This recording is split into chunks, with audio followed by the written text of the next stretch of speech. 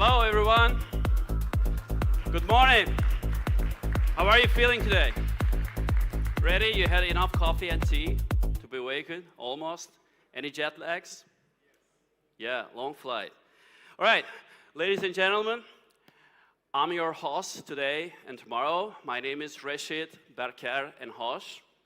And it's my pleasure to extend a warm welcome to all of you to Solana Crossroads. Thank you. In 2023, this event stood as the apex of crypto gatherings of the year, and now we are back to bring you the second edition. And right here, right now in Istanbul, Turkey. A quick note, the name of the country changed from Turkey to Turkey. Local people, they know. So I might be going on the official side for a while. But it's Turkey, that's the same country. And the country is a dynamic place for a burgeoning hub for the crypto industry. And as a historical side, Istanbul has long been a center of crossroads, melting pot, and the meeting point for different civilizations. That's a city of 3,000 years, the capital for Roman Empire, Byzantine Empire, and Ottoman Empire, and now this is the largest city in Turkey. Roughly, Turkey has 90 million population, and Istanbul officially 17 million, unofficially 20 million, maybe more, we don't know.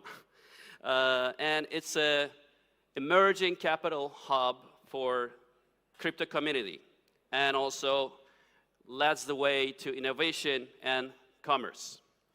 In 2020, Turkey boasted the highest cryptocurrency adoption rate among all European nations, with 16% of its populace reporting ownership or usage of digital assets. And the city is teeming with the burgeoning array of blockchain and crypto startups, flourishing within a dynamic tech ecosystem encompassing over 5,000 startups and more than 70 incubators and accelerators. With a youthful, as we might see in this room, and tech-savvy demographic with over half of its residents under 30 years old. Maybe I see under 20 years old, like my cousin who's helping me today. He's assisting me. And as I told him, I will be presenting an event like this and named Solana. He said, "Oh, uncle, I should be there." And he's here with me, so you can mingle and network during the sessions later. And Istanbul witnessed exponential growth in its startup scene and a warm embrace of transformative technologies such as blockchain and crypto. As for today, we all gather to celebrate Solana, a blockchain platform, as you may know, that is pushing the boundaries of what's possible in the world of decentralized finance. Solana is designed to be fast, secure, and highly scalable, with the ability to process thousands of transactions per second. This makes it an ideal platform for a wide range of use cases, from gaming and NFTs to DeFi and more.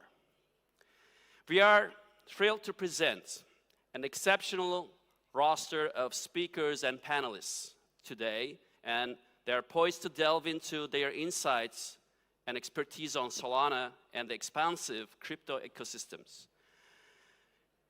You're expecting to glean knowledge from investors, developers, and entrepreneurs driving the evolution of crypto as they unveil the latest trends and innovations in the field. Because of that, we are strongly encouraging you to seize the day to networking and engaging with fellow attendees, hailing from varied backgrounds and experiences. This affords a unique chance to connect with kindred spirits, exchange ideas, and cultivate new collaborations that have the potential to reshape the future of landscape of crypto. For this end, we have curated an extensive agenda featuring main stage presentations, panel discussions, breakout sessions, and workshops that is ranging from crypto fundamentals to advanced topics like Solana AI developments and spotting the hottest token launch. Additionally, our sponsors and exhibitors will be showcasing their latest offerings. So we strongly encourage you to explore their booths during the breaks, and they are downstairs. At this point, a very heartfelt thank you is owed to our esteemed hosts and partners whose unwavering support has brought Solana Crossroads to life. Without them, today's exploration of the thrilling possibilities of crypto and blockchain technology would not be possible. So, after this long and precise introduction, I don't want to take too much of your time because I see you're excited to see the speakers and panelists. Let's fully embrace the potential of this dynamic technology and vibrant Istanbul ecosystem as we embark on this journey into the world of Solana and crypto. And if we are all ready to kick the things off, I'm excited to introduce George Harrop, co-founder of Step Finance and a driving force behind Solana Crossroads.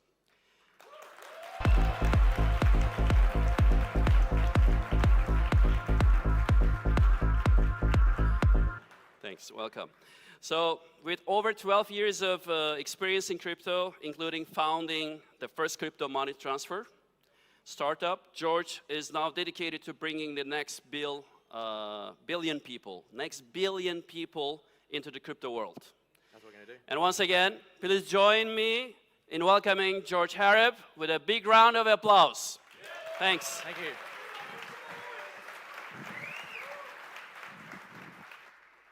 That's me, by the way.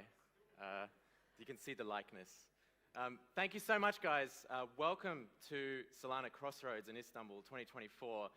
Really excited to see you here. We've got an amazing crew together. We've got some of the best names in the whole Solana ecosystem coming to join us this year.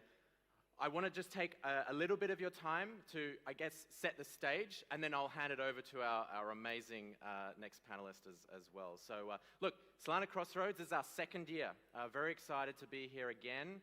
This is 3x, 3 times larger than the last year. The first year that we did this last year, the point was to prove that we can do it. We can put on a conference and it can be a great success, and it was. And now we're upping it. We're going a lot larger. And you know what I said last year? Why are we here in Turkey? Why? Well, it's because crypto in Turkey, there's 30 million crypto users. There's events that we're putting on, Solana Allstars. We got our Solana Allstars in the crowd as well. Let's go. We got Solana Allstars from all over the country, so amazing. So thank you so much for coming. I know some of you have been traveling through the night on buses, and it's been a very long journey to get here, but welcome. I hope you'll enjoy it. In some cases, this is people's first crypto conference that they've been to. So number one, really excited to have everyone here. Number two, we're building in Turkey because it makes sense. It's the place to be if you're building a business, if you're building a crypto company, a startup, all these sorts of things. We want to introduce the world to Turkey. So we want to bring the world here, and we want them to see the opportunities here. We also want to help the people of Turkey be able to find jobs in Web3, to be able to start companies, to be able to start and do amazing things. Solana, as the fastest, cheapest blockchain out there with the highest volume, the most number of users. Some of the wallets, we got the Solflare crew in the crowd as well. You know, some of these wallets have millions of daily active users, and that's really incredible, right? So there isn't really any other places that this happens, by the way. So Solana is really poised to be that place where you can build stuff. There's hackathons going on. There's grants going on. We've got the Solana Foundation here as well.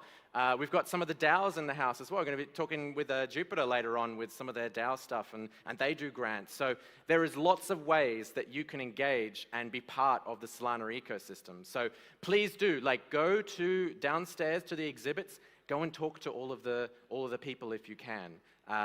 We have the simultaneous translations as well. If you are not an English speaker, no problem. You can get the headsets out the front, so please do that.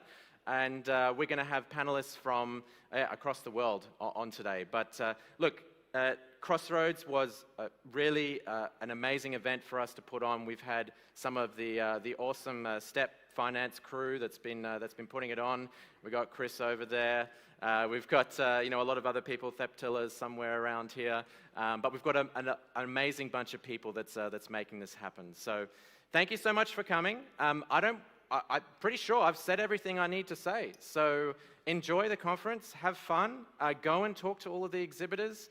Really excited to have you here. We have events in the evening as well. And yeah, we have really cool panelists throughout the day. So definitely come into this area. By the way, did you like the tunnel? The tunnel's great. The tunnel's amazing, man. I really like the tunnel. So yeah, take some pictures there as well. We've also got an Instagram area as well. So hashtag Solana Crossroads, or if you're on Twitter, at Solana Crossroads. Yeah, thank you so much, guys. Without any further ado, I'll hand over to an amazing hype man, Cash from Super Team. So.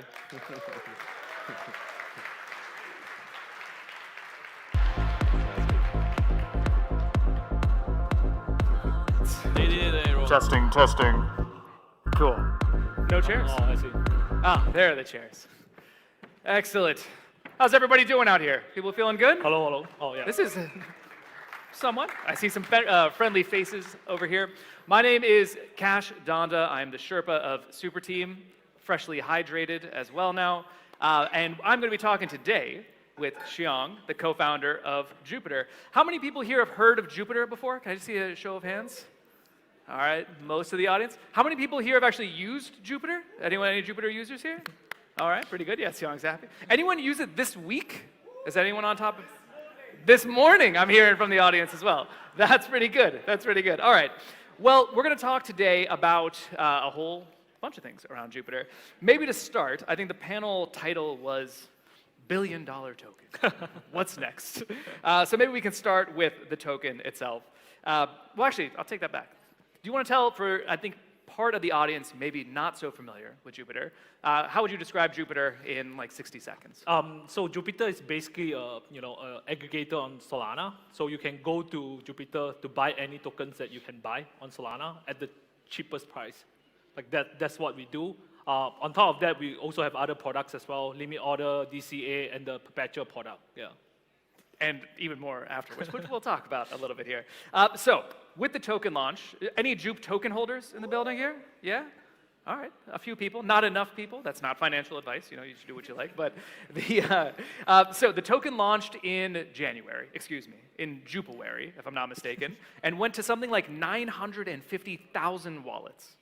Can you talk a little bit about how that launch happened, and just from the infra perspective, how you made that real? I mean, it's a Jupiter, we've been working on it for the last 2.5 years. So that's why we have 955,000 airdrops that we are planning. We were planning to do at the point. Obviously, the biggest concern at the point was whether Solana can take on the stress. Suddenly to have 955,000 users coming back to Solana and claim the Jupiter token, right? So we did. I was pretty worried for the longest. Yeah, I think the foundations was worried. Zito was telling us how you can do the airdrop more properly and stuff like that to make sure that the network can sustain the stress. Miao, my co-founder, has some very good suggestions. So he basically told us that why don't we just do a series of pre-launches? I'm pretty sure some people got the mock Jupe token as part of it. Then before that, we did the when launch as well. So all these launches are basically to get us prepared for the main Jupiter airdrop. It's actually pretty fun because fun in the way that we did end up spending a lot of money on like all the infrastructure around. And also the teams, we have to build so many redundancy. So one of the things that I'm not sure how many people here are technical, but I'll just like share what I like. Actually, wait, can we just see a show of hands? Who here is actually like a developer or a coder that will know how technical to kind of go? Seems like some, yeah, maybe not. I mean, hopefully this will be like interesting to you guys, but I'm just going to say it anyway. Go for it. So before the launch, we have basically I think it's like 5 servers in one region, serving all the traffic around the world. Then to prepare for the launch, we actually went multi-cloud. So we have servers on AWS, we have servers on GCP, we have servers on this thing called fly.io. So in case any of one of them goes down, there's a redundancy to make sure that we can actually make sure the airdrop will happen. Then we also end up signing up for 2 RPC providers as well, Triton and also Helios, to make sure that if one of them do go down, then we can make sure that there's enough redundancy. Yeah, I mean, it's a very stressful event.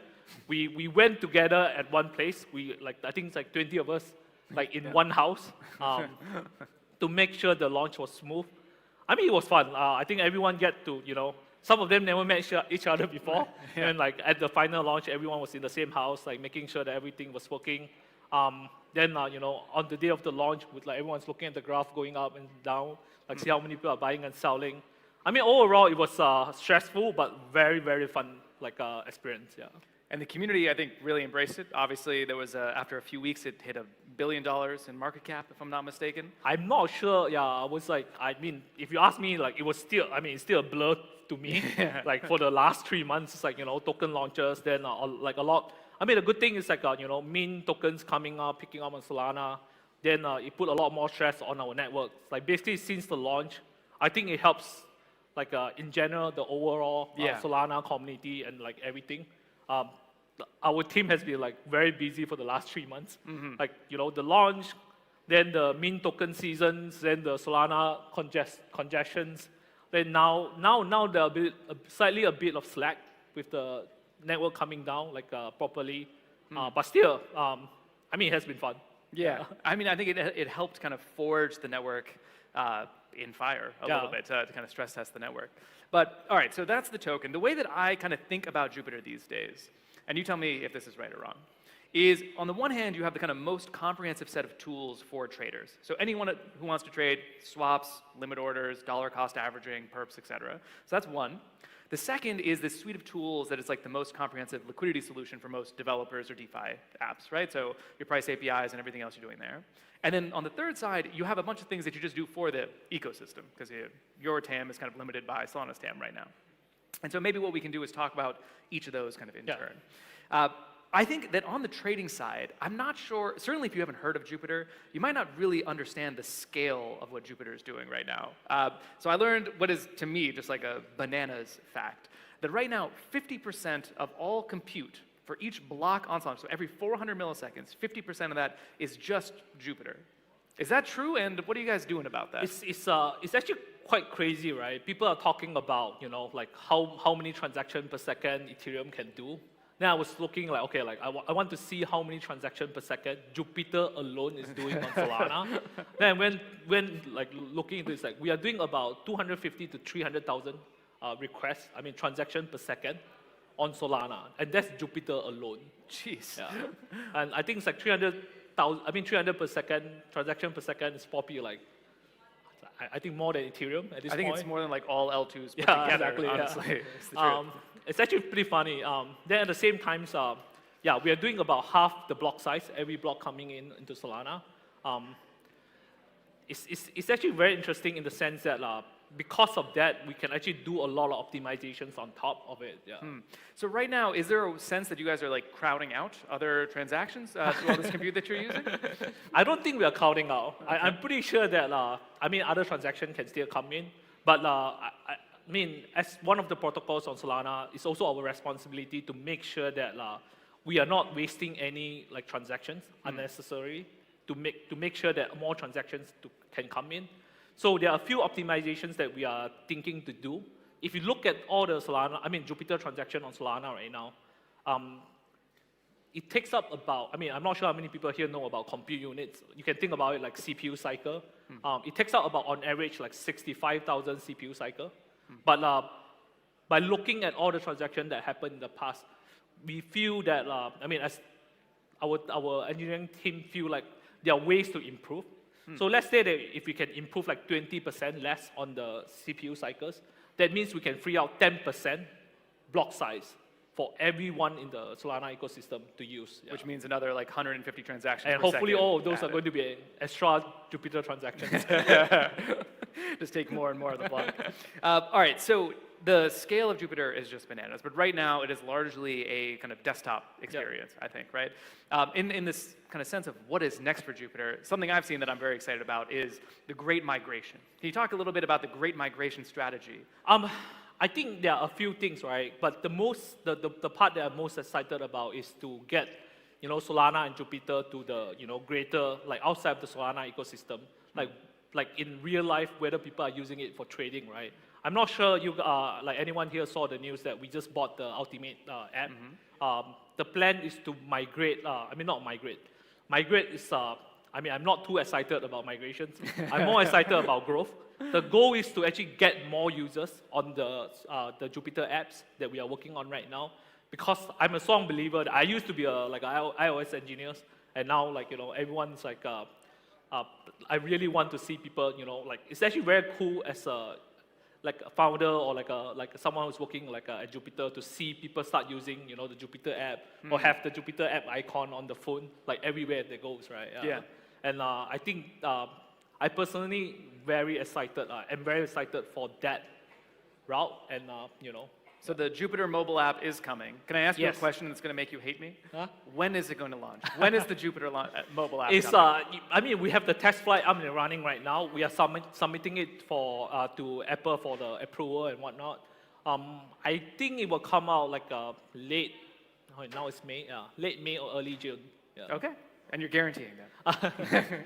Test flight. That's fine. Yeah. Okay, cool. So Jupiter mobile app is coming. I am really excited about that. It's probably the best way to start to onboard the masses, right? There's instant swaps, zero fees, one-click trading, all that other good stuff coming together. So it should be pretty fun. But I know we're short on time. So let's talk a little bit of the dev side. Because people in the room have used Jupiter. They kind of get that it's a pretty phenomenal product. But from the dev side, basically every DeFi team that I know of has integrated Jupiter at some kind of level.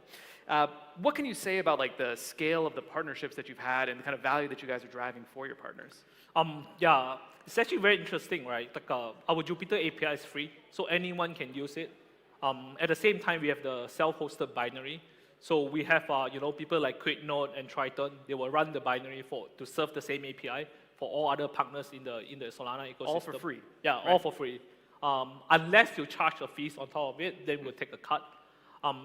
It's actually very interesting. I think it was 2 weeks ago. I was sitting down. I was I want to see how much all these partners are making by using the Jupiter API. I went through the ecosystem. I looked at all the fees. It's not 100% accurate, but looking at it right now, I think the ecosystem. At least all these partners are making 100 million fees from just using the Jupiter API. That's insane. I think at a pretty rough calculation, it's between 100 million to 150 million fees. Yeah. $150 million in fees a year that Yeah. your partners are making on top of Jupiter. That's pretty exceptional, actually. That's a lot of money. And we are not taking a single cent from. Actually, we are taking some. You take it, not enough, though. Yeah. You take a little bit. But that's crazy. The reason I love that so much is I feel like there's this constant complaint in crypto. They're these protocols, they have no actual revenue. They're not actual businesses and whatever else. Not only does Jupiter have revenue, but you're creating revenue-based businesses for all these other partners as well, which is pretty exceptional. We don't like to brag about numbers that we are doing, but I was bragging, not bragging, but just telling you some of the numbers. But something that I'm super proud of is how do we create a system that let people make money on it, right? Yeah. Because in the end of the day, it's the whole idea of protocols and whatnot is to make sure that other people can integrate, other people can use it. Then at the same time, they actually do they can create sustainable business on top of it. Yeah. It's the promise of like true DeFi, interoperability, composability on Solana, anyone can access and build a very substantial kind of business on top of. Are there any things that you want to see built on top of the Jupiter APIs that maybe some people in the audience might be able to pick up and do after hearing this? I would say like for the last month or so, I've been working on a lot on the perpetual product. I've been talking to some of the teams that are thinking to build on top of the perpetual product. One thing that we are not very aggressive on the front is that we still don't have the SDK out yet for the perpetual. But even that, we are still seeing people integrating with it. The goal, I would say the goal for the next month or so is to have the SDK out.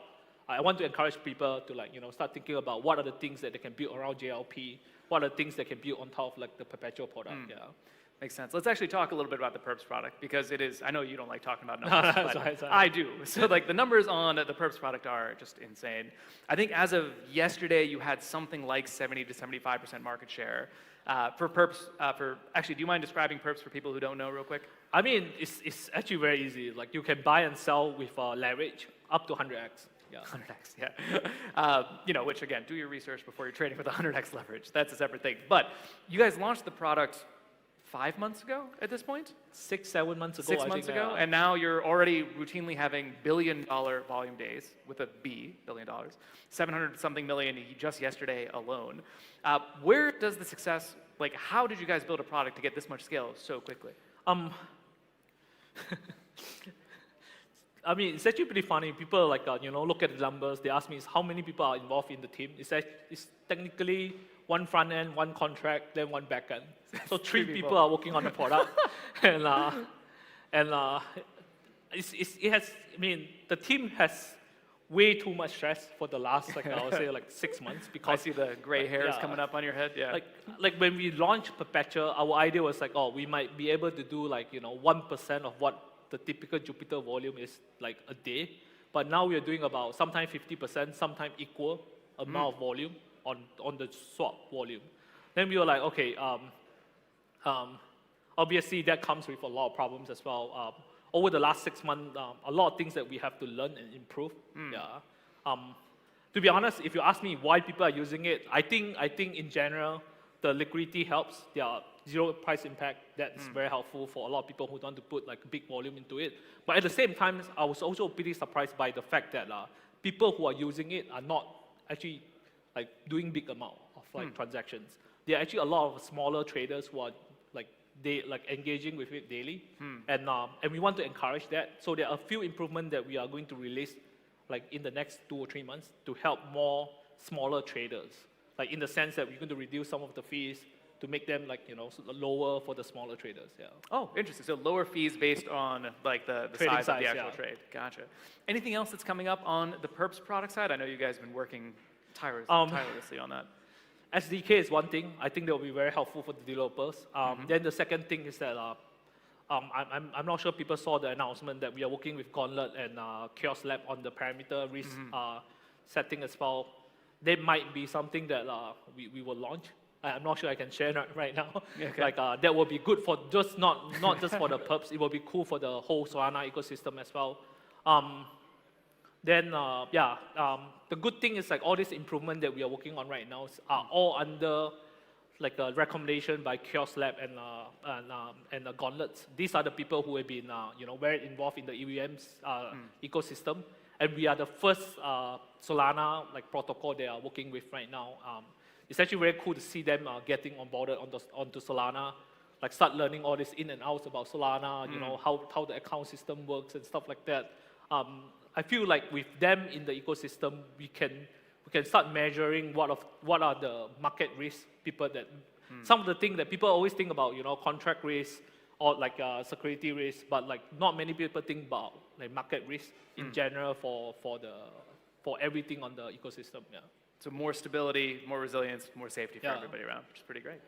Listen, we only have about 2.5 minutes left, and I want to do a few hot questions. We'll see if you like these. So the first question for you, solicited from the audience, shout out to the Streamflow boys who gave me this idea. When is Jupiter going to go multi-chain? Obviously, you're only on Solana right now. When are you going to expand to the rest of the world? I mean, that's the questions that I feel like it's actually pretty funny. People ask like before Jupiter token came about, a lot of investors want to invest in like Jupiter. They always ask us like, oh, like when are you guys thinking about multi-chains? We always tell them, no, we are going to be on Solana only, right? Then all the investors will be like, oh, you're going to be on Solana only. There's like nothing, like, you know, not that exciting. Yeah. There are not many like people using it and stuff like that. Like I don't want to invest in you guys. Like, but you're the one who want to talk to us first, right? then now they're coming back. It's like, oh wow, you guys are on Solana. Seems like it's like you know, everyone's on Solana right now. Can we invest right now? It's like, yo, but the token is already live. Like if you want to invest, just buy the token from the market, right? Yeah. So just to kind of confirm this for anyone who's listening in at home, Jupiter, Solana only for the foreseeable future, right? Yeah. Oh, and the people like it. This is good. That's good. Nice. That's what we like to see. Staying loyal, staying home. Yeah. The next one here is any advice, or let's go with this. What is like your hottest crypto take? You've seen it all. You've been in the ecosystem for a long time. You have a billion-dollar protocol. What are your hot takes that you might be able to share with these folks? To be honest, I don't know. But but one thing that people have been talking about recently is like Solana L2. Yeah. What do you think of Solana L2s? I mean, I tweet about it. I think just something that get people excited, but nothing really like behind it. Yeah. And it's, you know, it's like everyone talk about L2 just to get people excited, but like in the end of the day, it's like, yeah. Yeah, get the money as well. But the cool thing is that I would say, like any time, you know, they are like a hot thing, people will start investing into it, and they will bring like, you know, people might explore like cool new things. I don't want to say 100% that like L2 is useless, but I think for now, I feel like something is there, but not like that exciting. Not too much. Yeah. So there's not a Jupiter L2 coming anytime soon, then it's yes. Yeah, stay on the base chain. You get all the composability benefits. You have all the liquidity already there. Why fragment things around? Yep. I like that. I think that's pretty good. We have just 10 seconds left. Any kind of final words? How do people in the audience get more engaged with Jupiter? What's the next step? I mean, if you're not on Solana, wait for the Jupiter app to come out. Definitely download it and use it. Yeah. Download Jupiter app, late May. Siyoung has promised that it's going to ship exactly on time. And folks, if you're not already in the Jupiter Discord, I definitely recommend you do that as well. And then every Wednesday, there's a planetary call that I actually host. So you can come hang out with us 3:30 p.m. UTC and learn more about Jupiter. Siyoung, thank you so much. I think this is great. And thank all of you. Cheers, guys. Bye. Thanks, roll. Oh, there's like dance music too. The question was a good one.